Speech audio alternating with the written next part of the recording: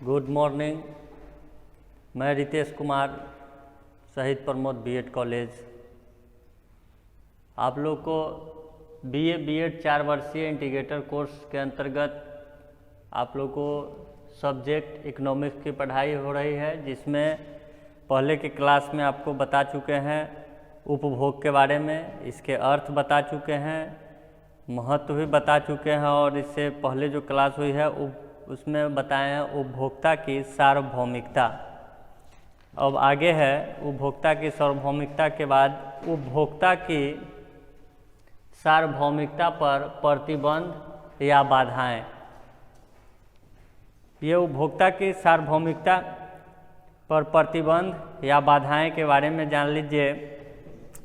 इस प्रकार सिद्धांत पूंजीवादी अर्थव्यवस्था में सम्राट की तरह रहता है।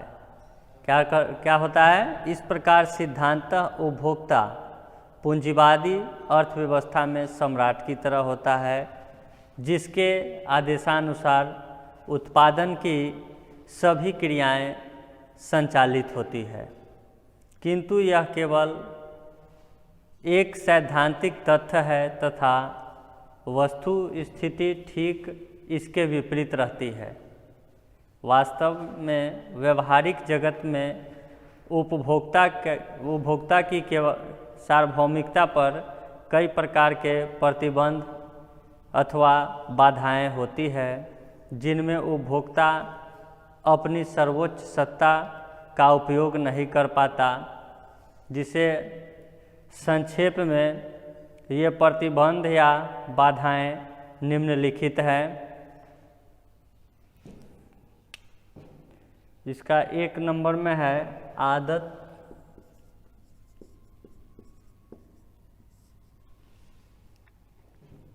फैशन,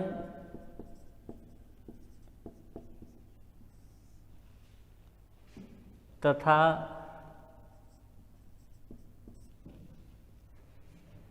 सामाजिक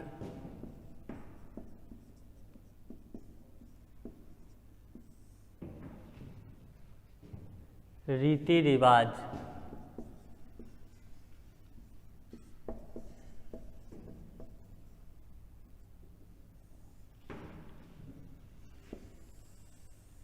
यह आ गया उपभोक्ता की सार्वभौमिकता पर प्रतिबंध या बाधाएं के अंतर्गत आता है, जिसमें आदत, फैशन तथा सामाजिक रीति रिवाज इसके अंतर्गत होता है।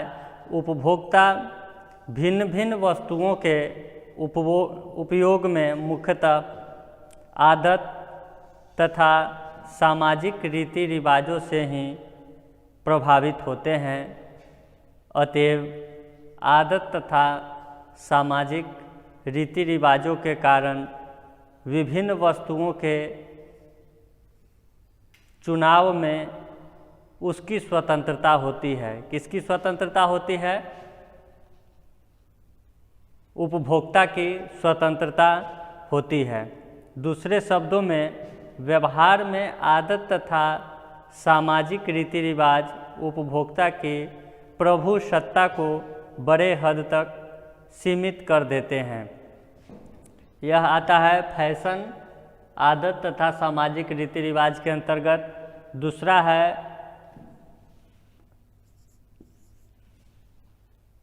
उत्पादकों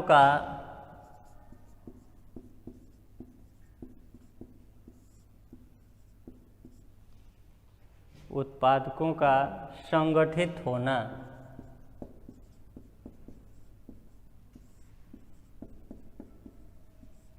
उत्पादकों का संगठित होना। आधुनिक उत्पादन व्यवस्था में उत्पादक अधिक संगठन होते हैं और उपभोक्ता कम पूंजीवाद की प्रारंभिक अवस्था में उत्पादक उपभोक्ता की वैयक्तिक आवश्यकताओं के अनुसार उत्पादन अवश्य करता था, किंतु आज तो वस्तुएं बहुत बड़े पैमाने पर उत्पन्न की जाती है और बाजार में रख दी जाती है। इन्हीं वस्तुओं में से उपभोक्ताओं को अपनी आवश्यकता अनुसार वस्तुओं का चयन करना पड़ता है। इसके अतिरिक्त उत्पादक संगठित होकर अनेक प्रकार से पूर्ति को नियंत्रित कर वस्तुओं की मांग एवं मूल्य को प्रभावित करते हैं। इसके फलस्वरूप उपभोक्ता अपनी सर्वोच्च सत्ता को व्यवहारिक रूप नहीं दे सकता है। यह उत्पादकों का संगठन के अंतर्गत आता है। तीसरा नंबर में है अज्ञानता।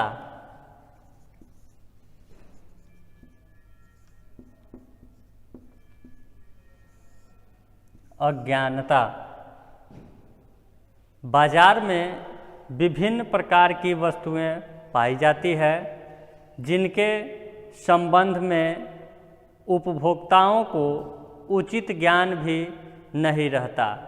अब यहाँ कहता है अज्ञानता। बाजार में विभिन्न प्रकार की वस्तुएं रहती है जो कि उपभोक्ता जब उसको खरीदने जाता है या तो उनको सभी प्रकार की जानकारी नहीं रहती है, उनको ज्ञान की अभाव रहता है। उचित जानकारी के अभाव में उपभोक्ता के लिए दो या अधिक वस्तुओं के बीच विवेकपूर्ण चुनाव का कार्य भी बड़ा कठिन हो जाता है। जब हम किसी वस्तु को क्रय करने के लिए जाते हैं किसी दुकान में, तो वहाँ 2 या 4 वस्तुएं दिखाता है और उसी को देखकर उपभोक्ता सही और गलत, अच्छा या बुरा का पहचान करके वह उस वस्तु का खरीद करता है। ऐसी स्थिति में उपभोक्ता वस्तु के गुण को आंकने के लिए उसकी कीमत का सहारा लेता है। जब उत्पादक किसी वस्तु को बताता है तो उसमें अच्छा या बुरा, लाभ या हानि, वह वस्तु उसके लिए अच्छा है या नहीं है, इसकी जानकारी उपभोक्ता उसके मूल्य के अनुसार चुनाव करता है। इस प्रकार अज्ञानता के कारण आर्थिक प्रक्रिया उल्टी हो जाती है। अज्ञानता के कारण आर्थिक प्रक्रिया उल्टी होती है, यानी कि गलत हो जाती है। वस्तु का गुण कीमत को नियंत्रण करने के स्थान पर उपभोक्ता के लिए वस्तु की कीमत ही उसके गुण को जानने का आधार बना लेती है। यह अज्ञानता कहता है हम किसी वस्तु का क्रय विक्रय करते हैं तो उसका गुण और अवगुण उसके मूल्य के अनुसार निर्धारित होता है और फिर वस्तु का क्रय विक्रय होता है। अब आगे है 4 नंबर में उपभोक्ता की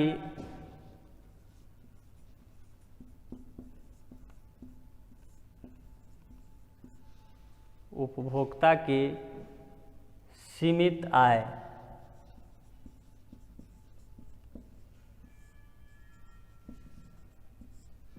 उपभोक्ता की सीमित आय पूंजीवाद के अंतर्गत उपभोक्ता की तथाकथित प्रभुसत्ता उनकी सीमित आय के कारण भी प्रभावहीन हो जाती है। समाज के अधिकांश व्यक्तियों की आय उसकी विभिन्न आवश्यकताओं की पूर्ति के लिए अपर्याप्त सिद्ध होती है। अब समाज में अनेक तरह के व्यक्ति रहते हैं, किसी का आय बराबर नहीं होता, परंतु उनकी आवश्यकताएं अनंत होती है। अतः उनकी आर्थिक दीनता का लाभ उठाकर उत्पादक उन्हें इस बात के लिए प्रेरित करता है कि वे उन वस्तुओं को ग्रहण करें जिन्हें वे सचमुच नहीं चाहते अथवा मूल्य के अधिक होने के कारण इसे नहीं ग्रहण कर सकते। जिसे वे वस्तुतः चाहते हैं। व्यक्ति के आय को देखते हुए वह उस वस्तु को खरीद नहीं सकता जिसका वह चाह रखता है, क्योंकि वहाँ उसकी आय कम होती है। उदाहरण के लिए उपभोक्ता शुद्ध घी चाहता है। उपभोक्ता क्या चाहता है? शुद्ध घी। किंतु शुद्ध घी या तो सुलभ ही नहीं है या डालडा की तुलना में बहुत महंगा पड़ता है। अतः उपभोक्ता बाध्य होकर डालडा का ही उपयोग करता है। अब यहाँ बताइए, उपभोक्ता डालडा का उपयोग क्यों करता है? क्योंकि उसकी आय के अनुसार उसका बजट नहीं सही है जो कि वह उस वस्तु को खरीद पाए, तो वहाँ वह घी के जगह डालडा का इस्तेमाल करता है। आगे है 5 नंबर में विक्रय एवं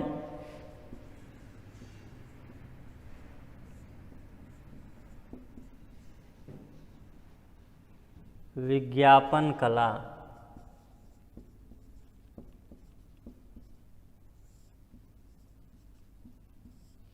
विक्रय एवं विज्ञापन कला, इसके अंतर्गत उपभोक्ता की सार्वभौमिकता के मार्ग में विक्रय एवं विज्ञान कला भी एक प्रधान बाधा है। आधुनिक औद्योगिक युग में उनका महत्व बहुत अधिक बढ़ जाता है।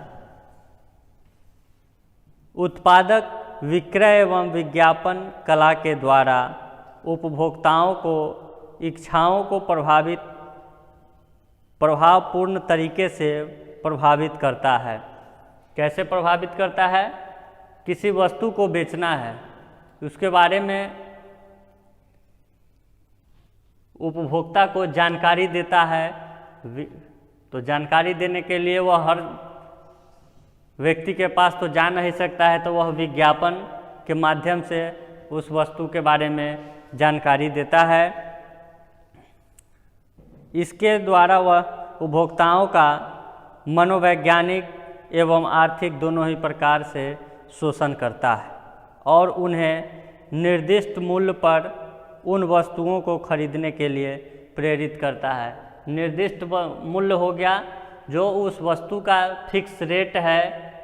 जैसे किसी वस्तु को 500 रुपया लिखा हुआ है, तो वह 500 रुपये में ही उस वस्तु का विक्रय करना चाहता है और उपभोक्ता को क्रय करने पर मजबूर होना पड़ जाता है, जिनकी उन्हें वस्तुतः कोई आवश्यकता नहीं होती। विज्ञापन के द्वारा उत्पादक अपनी वस्तुओं के उपभोग के बाजार का विस्तार करता है। विज्ञापन के द्वारा वस्तुओं के उपभोग यानी कि उसकी उपयोगिता का जो है विस्तार करता है। यानी विस्तार करना कि उस वस्तु के बारे में जानकारी देना। जानकारी मिलेगा, ग्राहक स्वयं जो है सो आएगा और उस वस्तु का वह जिस मूल्य पर वह विज्ञापन करता है उसी मूल्य पर ग्राहक खरीद सकता है वह उस वस्तु को, तथा दूसरे ग्राहकों को छीनता है। दूसरे ग्राहकों को छीनना, जैसे कोई साबुन लाने गया। अब साबुन अनेक तरह के होते हैं, जिसमें कोई कहता है इस कंपनी का लीजिए, कोई इस कंपनी का, लेकिन विज्ञापन के माध्यम से जो बताया जाता है उसके गुण अवगुण सभी के बारे में जानकारी दे देता है। तो ग्राहक खरीदने जाता है यह वस्तु, लेकिन परचेज करता है इस वस्तु को। यह विज्ञापन कला के माध्यम से जानकारी देता है। उसके बाद है आगे एकाधिकार।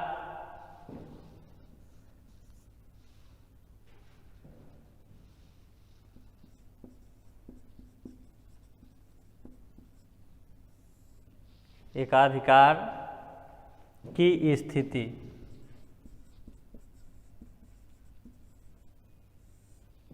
अगला पॉइंट है 6 नंबर में एकाधिकार की स्थिति। उपभोक्ता की प्रभु सत्ता एकाधिकार के कारण भी सीमित हो जाता है। वर्तमान समय में एकाधिकारी संस्थाओं की स्थापना की प्रवृत्ति बढ़ती ही जा रही है। एकाधिकार के क्षेत्र में मांग की नहीं वरन पूर्ति की प्रधानता रहती है। एकाधिकार के फलस्वरूप उत्पादक वस्तुओं की पूर्ति तथा कीमत पर कृत्रिम नियंत्रण रखने लगता है, जिससे उपभोक्ताओं को बाध्य होकर अधिक मूल्य पर वस्तुओं का क्रय करना पड़ता है। एकाधिकार का मतलब यहाँ बताया जा रहा है जो कि कोई वस्तु है, जैसे चावल ही ले लीजिए। चावल किसी शहर में या किसी जगह ही, शहर को छोड़िए, जगह ही ले लीजिए, जो कि चावल एक खास जगह पर ही मिलता है, उसके अलावा आपको कहीं नहीं मिलेगा। तो वहाँ स्थिति होती है कि दुकानदार जिस मूल्य पर कहे उसी मूल्य पर खरीदना पड़ता है। अब आगे है राजकीय हस्तक्षेप।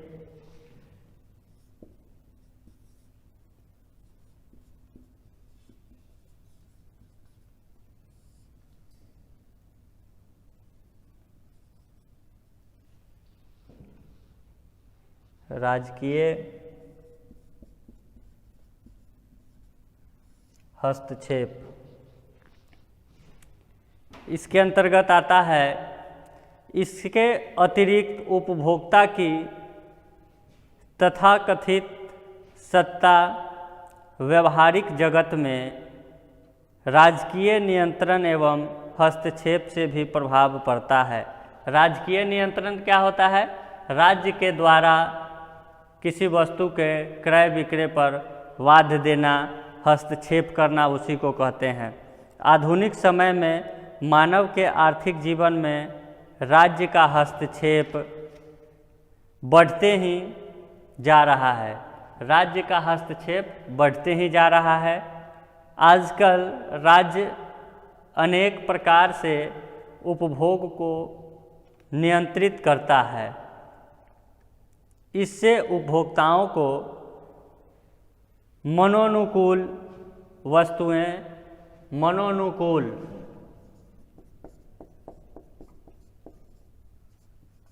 मनोनुकूल हो गया मन के अनुसार, इच्छा के अनुसार मनोनुकूल वस्तुएं नहीं मिल पाती है।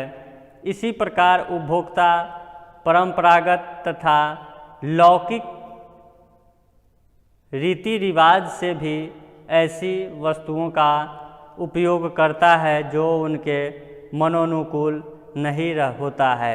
यहाँ यह लाइन कहता है कि उपभोक्ता कुछ वस्तु ऐसा भी है जिसका उपयोग लौकिक रीति रिवाज, जैसे कि हम जिस परिवेश में रहते हैं वहाँ उसका जो है उपयोगिता है कि नहीं है। अगर उस वस्तु की उपयोगिता नहीं है तो उसका उपयोग नहीं करते हैं, और उसकी उपयोगिता है तो वहाँ उपयोग करते हैं। किसके अनुसार? उस जगह के अनुसार जहाँ पर वह उपभोक्ता निवास करता है, वहाँ के रीति रिवाज में उसकी उपयोगिता है या नहीं, चाहे उसका इच्छा हो या न हो।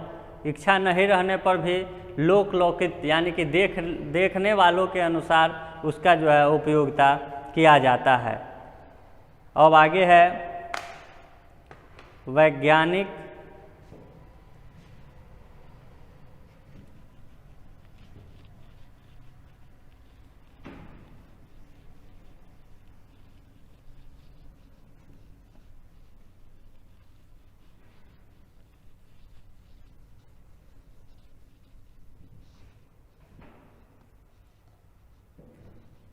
आठ नंबर में है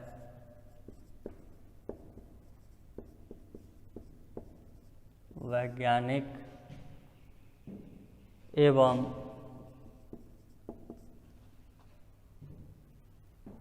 प्रविधिक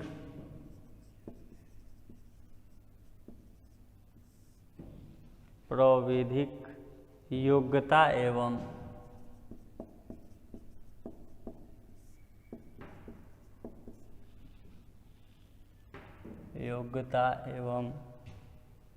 ज्ञान का अभाव।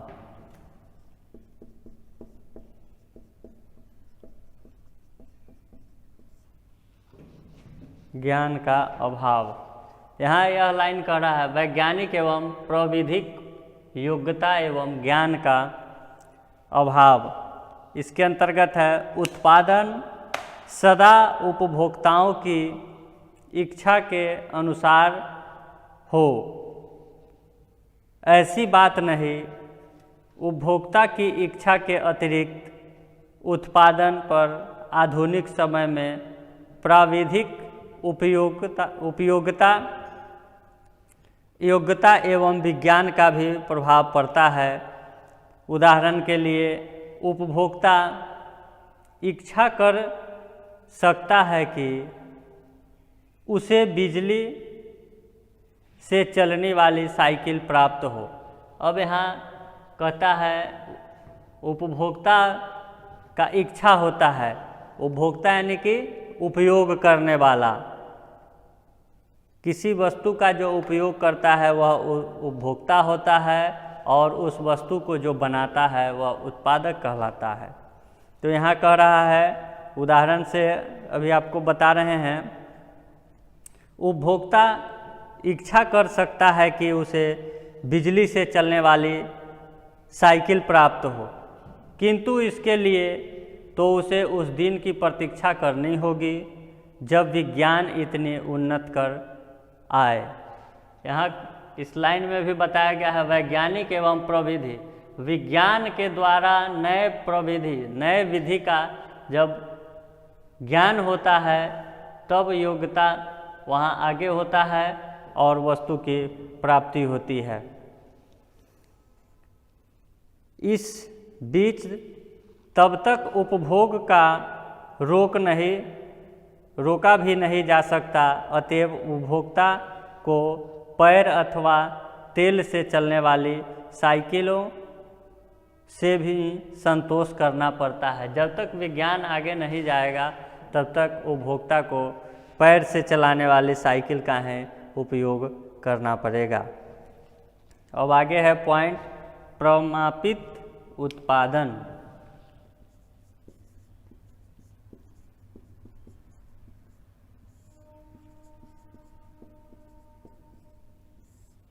प्रमापित उत्पादन।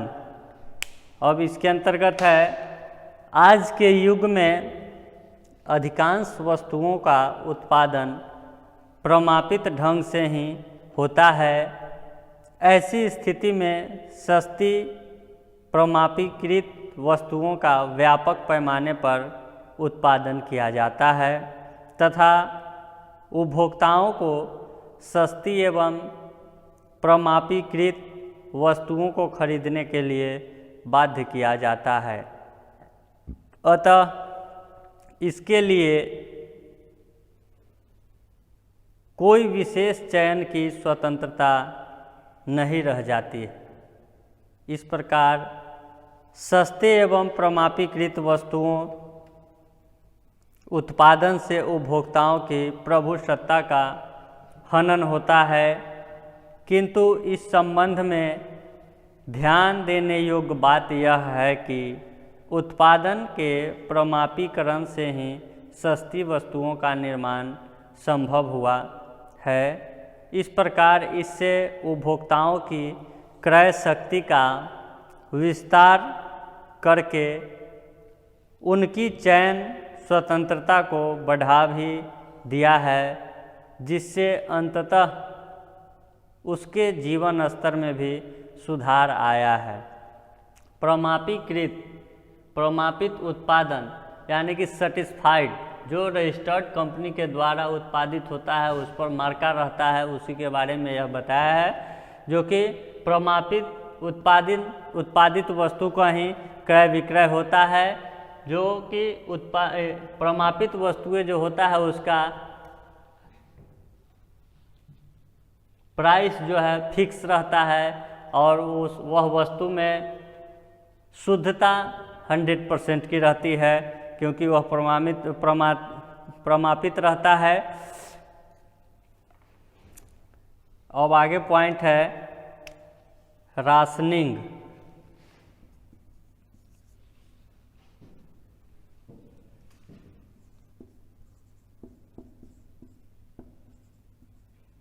राशनिंग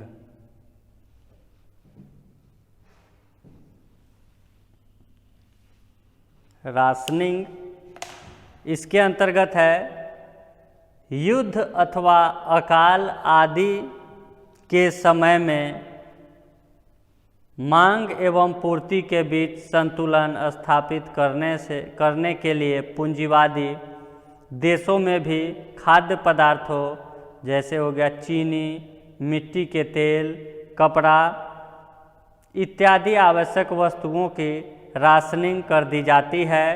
राशनिंग के अंतर्गत निर्धारित कोटे से अधिक किसी भी नागरिक को खरीदने की अनुमति नहीं दी जाती है। इससे उपभोक्ताओं की प्रभुसत्ता का गंभीर रूप में हनन होता है। इतना ही नहीं, ऐसी स्थिति में उपभोक्ता राजा को राशन की वस्तुएं खरीदने के लिए लंबी लाइन में खड़ा रहकर अपनी बारी का इंतज़ार करना पड़ता है। इस प्रकार आधुनिक युग में सरकारी नियंत्रण में वृद्धि, वस्तुओं का अभाव तथा मुद्रास्फीति आदि के कारण उपभोक्ता की क्रय शक्ति की कमी तथा एकाधिकार आदि द्वारा उपभोक्ता वस्तुतः एक समूह के रूप में समझे जाते हैं तथा इनके साथ सम्राट की तरह नहीं वरन झुंड की तरह व्यवहार किया जाता है। यहाँ यह लास्ट पॉइंट है राशनिंग। इसमें अभी हम बताएं जो कि कोई भी अकाल हो, जैसे अभी महामारी चला हुआ है जिसमें हमारे बिहार सरकार और भी जो राज्य सरकार हैं वो सभी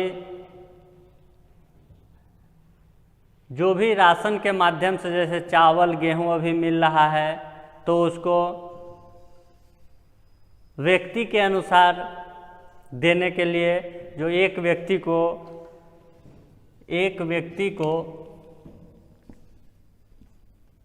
5 किलो और 5 को 25 किलो इसके अनुसार देने को कहा गया है। इसमें अगर कोई कहे जो 26 किलो चाहिए तो वह नहीं दे पाएगा, क्योंकि वहाँ राज्य सरकार से बाध्य रहता है और सभी को लाइन बाय लाइन एक जगह एकत्रित होकर वहाँ से उस वस्तु को प्राप्त करना पड़ता है।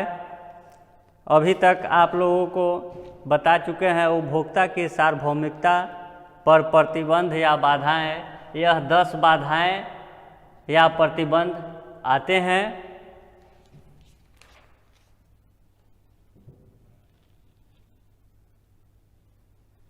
और आगे की जो क्लास होगी जिसमें उपभोक्ता की प्रभुसत्ता वांछनीय है, इसके बारे में जानकारी देंगे। और